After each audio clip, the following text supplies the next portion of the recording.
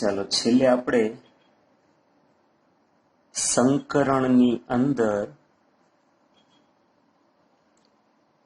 sp3 સંકરણ, sp2 સંકરણ અને sp સંકરણ ભણી ગયા.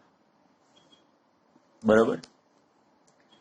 જેમાં ઉદાહરણની અંદર વાત કરીએ તો આ sp3 સંકરણની અંદર આપણે આ CH3 એટલે કે ઇથેનનું ઉદાહરણ ભણ્યા. sp2 સંકરણની અંદર CH2 ડબલ બોન્ડ CH2 એટલે કે ઇથિનનું એક્ઝામ્પલ ભણ્યા. અને sp સંકરણ એટલે CH ટ્રિપલ બોન્ડ CH એટલે કે ઇથાઇન નું ઉદાહરણ ભણી ગયા. બરોબર. ઇથેન છે એમાં કાર્બનનું સંકરણ છે ઈ sp3, આમાં કાર્બન જે હોય બેના સંકરણ sp2 અને આમાં 3 બોન્ડ બને એટલે sp સંકરણ. હવે અહીંયા સંકરણ એટલે સમજી ગયા ને કે એક આપણે કાર્બનની ઉત્તેજિત પરમાણુની ઇલેક્ટ્રોન રચના લખીએ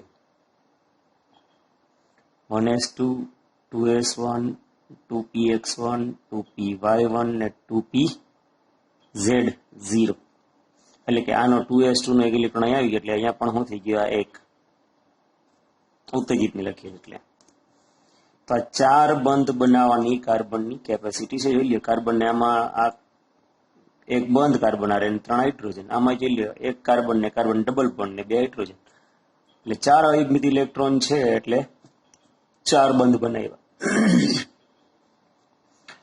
sp3 સંકરણ કરવાનું હોય ત્યારે આ બધાએ ભાગ લીધો હોય. sp3 એટલે ઇથેન ની અંદર ચારે ભાગ લીધો હોય અને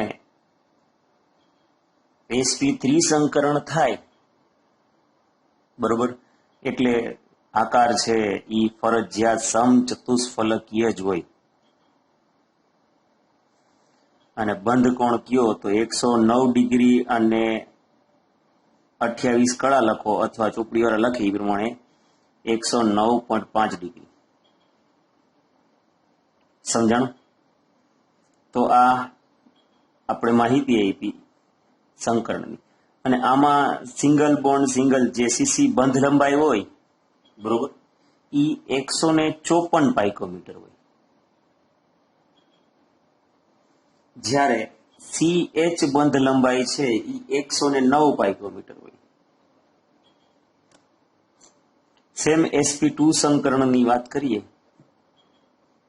તો જો sp2 સંકરણ કરીએ આપણે તો આ એક S ને 2 P એટલે એક સંકરણમાં ભાગ લીધા વગરની બાકી રહી જાય. બરોબર. તો ઇથિનાનું છે એમાં sp2 સંકરણ થયું એટલે કે એમાં એક આ જે 2 ડબલ બોન્ડ બન્યા તો સિગ્મા બોન્ડ ને પછી કેવું હોય પાઈ. સિગ્મા બોન્ડ હંમેશા એક જ થાય, 2 પરમાણુઓ છે સિગ્મા બોન્ડ એક જ થાય. પાઈ છે એ 1 2 3 એમ એક્સ્ટ્રા થઈ શકે પણ સિગ્મા બોન્ડ 2 પરમાણુઓ છે એક જ હોય. તો sp2 સંકરણની વાત કરીએ તો ઇથિનનું એક્ઝામ્પલ આપણને આપેલું છે. તો આમાં તમે જોઈ શકો છો કે આ 2 કક્ષકો 3 માંથી 3 હરખી જ છે, 3 માંથી કોઈ પણ 2 ભાગ લે એ સારે અને sp2 સંકરણ કરે. અને એક સંકરણમાં શું હોય તો કે ભાગ લીધા વગર ગયું. બરોબર. તો આ sp અને 2v 3 માંથી કોઈ પણ 2 sp2 સંકરણ થશે. તો ઇથિન અણુમાં sp2 બે કાર્બનની સંકરણ થશે, એક સિગ્મા બોન્ડ બની ગયો. અને જ્યારે પણ sp2 સંકરણ થયું હોય તો તમને ખબર છે કે આકાર છે એ સમતલીય ત્રિકોણ હોય.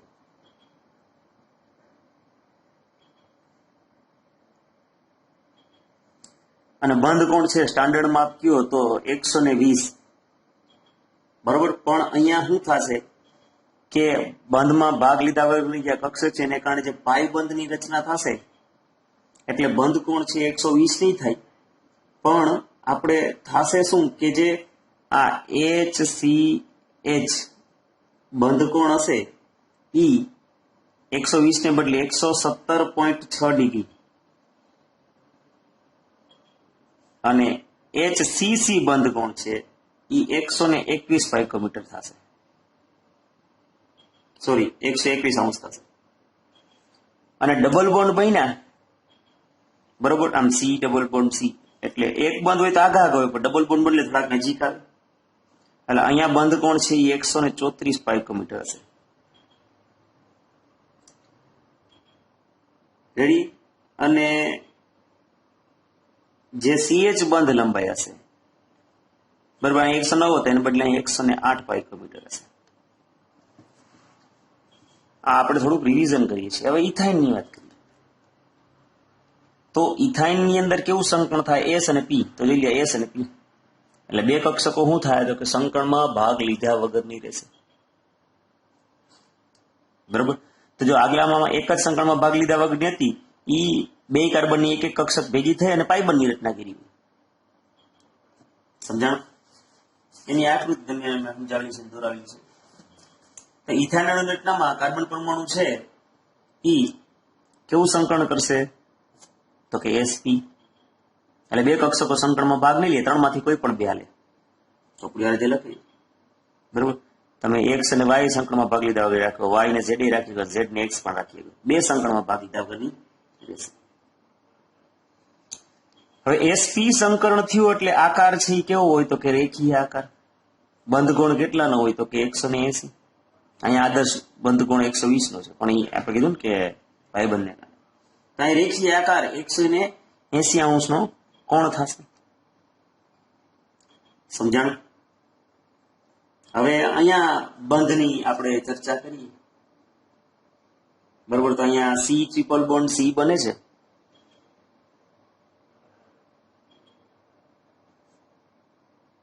એટલે આ 134, જો સિંગલ બને તો 154, ડબલ બને તો 134, અને અહીંયા 120 ડિગ્રી, સોરી 120 પાઇકોમીટર છે એ બંધ લંબાઈ થાય. અને CH બંધ લંબાઈ છે એ 108 ની આસપાસ જ થાય, થોડું ઘટે છે પણ આપણે 108 પાઇકોમીટર જ રાખીએ. થોડો પૂછવું, અને વેલ્યુ આપેલ નથી પણ તમને અંદાજ આવી જાય. તો આ ત્રણ વિશે આપણે ભણી ગયા. આ ત્રણ વિશે આપણે ભણવાનું થશે પાછું. ઓર્ગેનિકના પાઠ ચાલુ કરશું, કાર્બનિક રસાયણ વિજ્ઞાન, એમાં આ બધી વસ્તુ ફરીથી ભણવાનું થાય, આના કરતા ડિટેલ. તો અત્યાર સુધી આપણે એવા સંકરણ વિશે જ ભણ્યા કે જેમાં એસ અને પી કક્ષકો ભાગ લેતી હોય. હવે આપણે આજે આજનું નવીન ચાલુ કરવાનું છે કે ડી કક્ષકનો સમાવેશ થતો હોય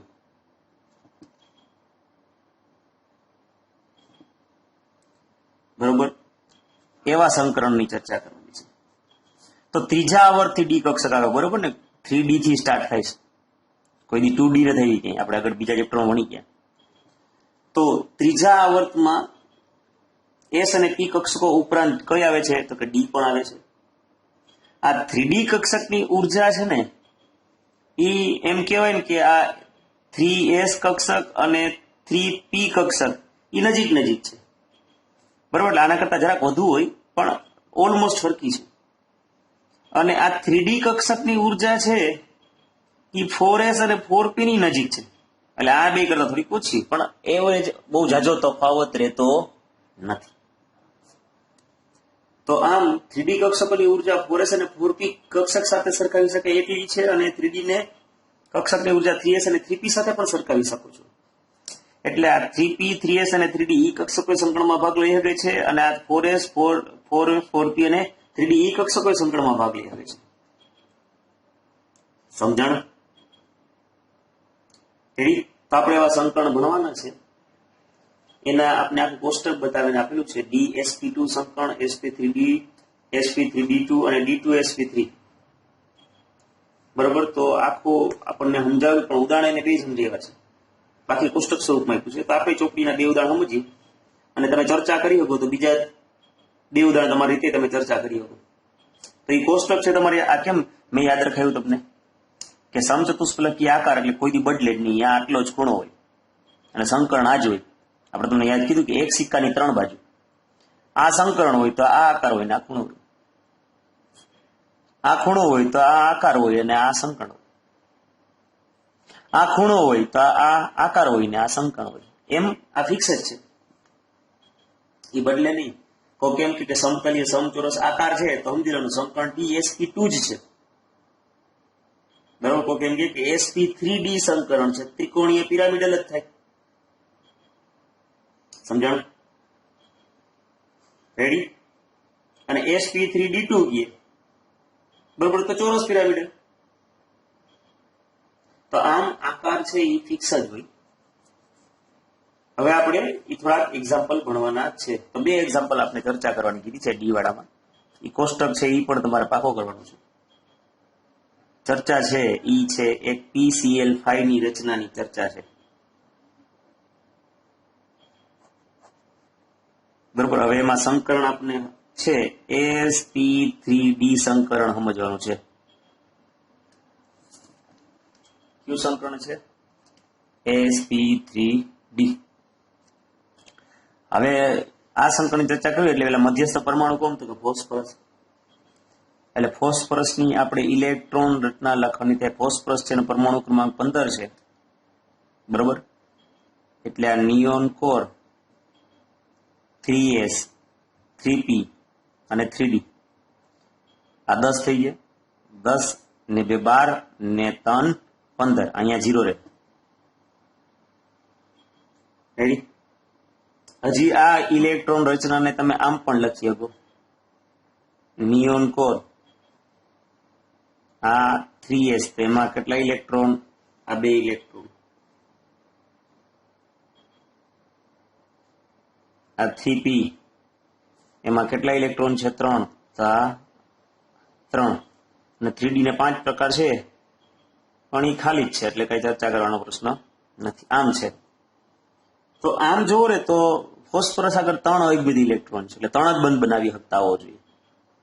કારણ કે સામે બીજાનો પરમાણુ એનો એક ઇલેક્ટ્રોન આવે ને બંધ બનાવવા માટે, તો 3 બંધ જ બનાવવાની કેપેસિટી. જ્યારે આમાં PCl5 માં તો 5 બંધ છે. એટલે અહીં આપણે ઉત્તેજિત અવસ્થાની ઇલેક્ટ્રોન રચના લખવાની થાય, જેમ કાર્બનમાં લખી હતી એમ. તો ફોસ્ફરસની હું ઉત્તેજિત અવસ્થાની ઇલેક્ટ્રોન રચના લખું. આ નિયોન કોર આ 3s આ 3p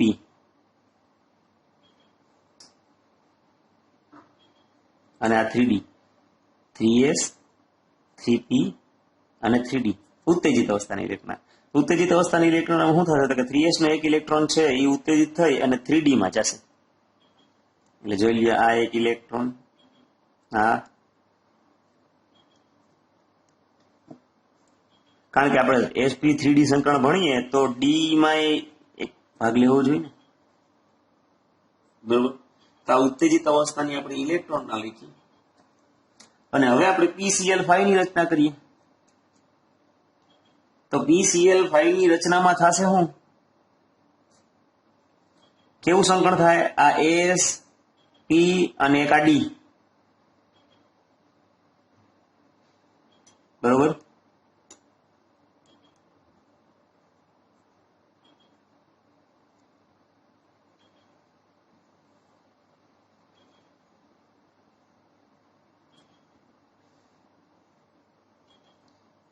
આ જે ઇલેક્ટ્રોન છે એ હું બતાવી દઉં. કેવું સંકરણ થાય? એક S 3s 3 3p અને એક આ 3d. એટલે હું સંકરણ થયું sp3d. કેટલી કક્ષકોએ ભાગ લીધો? 1 2 3 ને 4 ને 5. 5 કક્ષકોએ ભાગ લીધો એટલે 5 sp3d સમાન ઉર્જા અને સમાન આકાર ધરાવતી 5 sp3d સંકૃત કક્ષકો ઉત્પન્ન થાય, બરોબર. અને એમાં Cl પરમાણુ છે એ એક એક ઇલેક્ટ્રોન નું દાન કરે. હવે જો આ જે ઇલેક્ટ્રોન લખું છું એ Cl નો આવ્યો અને આ P અને Cl વચ્ચે આ બંધ બન્યો એ બતાવ્યો, બરોબર. સેમ આવી રીતના બધી જગ્યાએ આ ઇલેક્ટ્રોન જે બીજો લખ્યો ને એ કેનો છે તો કે Cl નો. સમજાણું? તો 5 ક્લોરીન પરમાણુ વડે આ દાન કરેલ ઇલેક્ટ્રોન છે એ 5 કક્ષકો છે એમાં એક એકમાં જાય, બરોબર. અને 5 Cl બંધ બનશે, જેને કારણે ત્રિકોણીય દ્વિપિરામિડ આકાર બને. જો લખાવેલું છે આપણે sp3d સંકરણ થાય એટલે ત્રિકોણીય દ્વિપિરામિડ આકાર બનશે. ત્રિકોણીય દ્વિપિરામિડ એટલે કે આવી રીતના આ ત્રિકોણ દોરવાનો.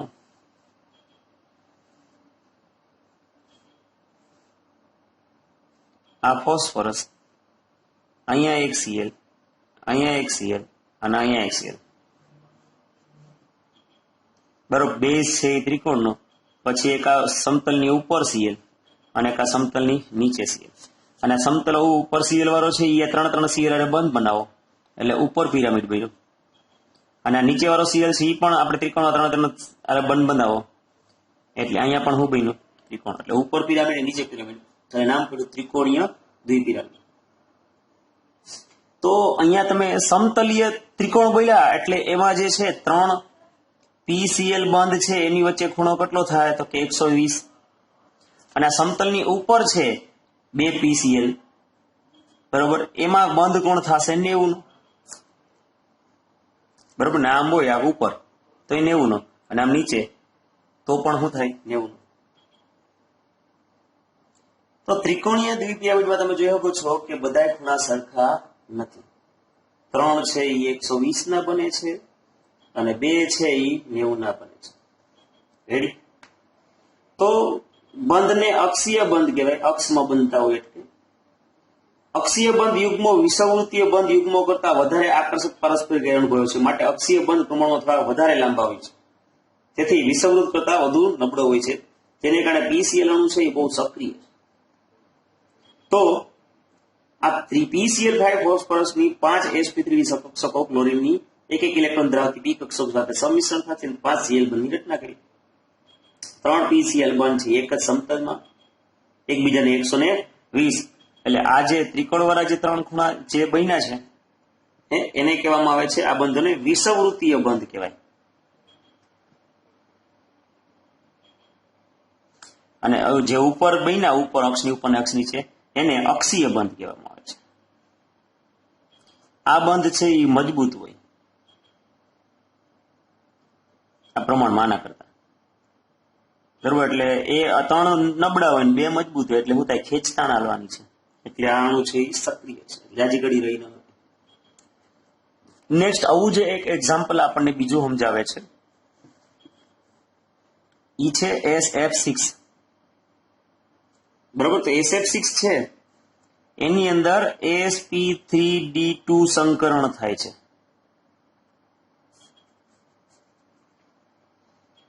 તો અહીંયા પણ તમને ઇલેક્ટ્રોન રચના આવડવી ફરજિયાત છે.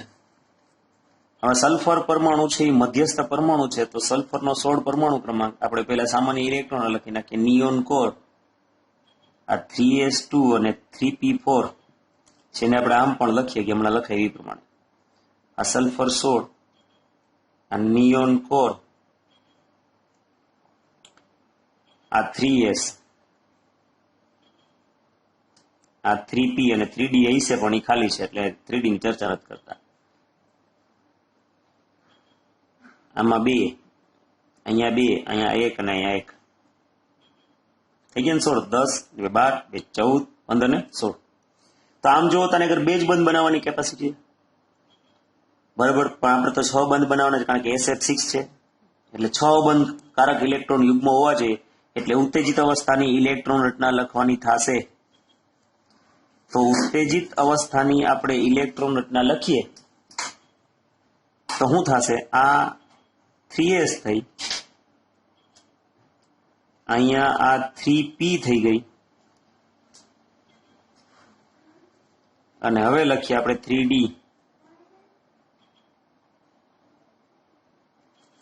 તો આ 3p અને 3d શું થાય? s કક્ષકનો ઇલેક્ટ્રોન ઉત્તેજિત થઈને d માં જશે અને p નો યુગ્મિત છે એ d માં જશે. એટલે જો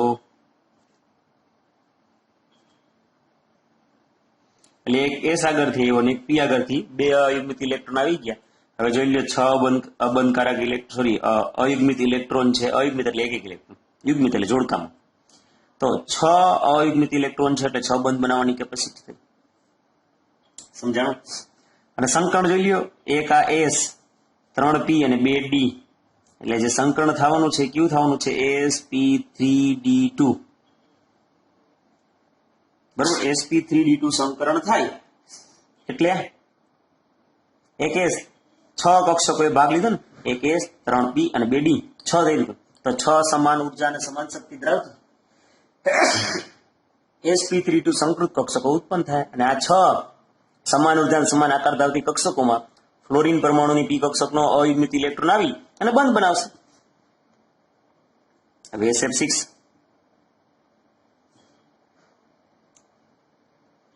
આ 3s, આ 3p,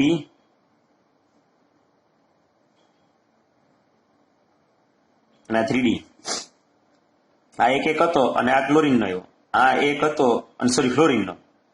આ એક હતો ને એક ફ્લોરીનનો આવ્યો. એક હતો ને એક ફ્લોરીનનો આવ્યો. આ એક હતો ને એક ફ્લોરીનનો આવ્યો. એમ આ એક હતો ને એક આ ફ્લોરીનનો આવ્યો. બરોબર. કેવું સંકરણ થયું? sp3d2. રેડી? તો આ SF6 છે એને અષ્ટફલકીય રચના થઈ કહેવાય. કેવી રચના કહેવાય? અષ્ટફલકીય રચના. એટલે આ જે છે બતાવ્યો ને મેં, એ બધા ફ્લોરીનના ઇલેક્ટ્રોન છે એક એક. તો જો આવી રીતના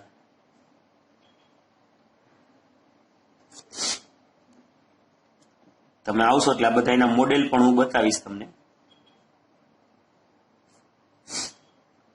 આ ચોરસની ચારે ચાર ખૂણે, એક સમતલની ઉપરના ભાગમાં ફ્લોરીન અને એક સમતલની નીચેના ભાગમાં ફ્લોરીન. એટલે સમજી ગયા ને? તો અહીંયા હવે આ ઉપરનો જે છે એ પણ આ ચારે ચાર બંધ બતાવવાનો થયું પિરામિડ. અહીંયા પણ છે ઈ આના રચનાને કહેવામાં આવે છે અષ્ટફલકીય રચના. સમજણ? રેડી? તો અહીંયા આપણી આ થિયરી પણ પૂરી થઈ છે. હવે આપણે આણ્વીય કક્ષકવાદનો સિદ્ધાંત ભણવાનો છે. હવે એ કાલે વાત.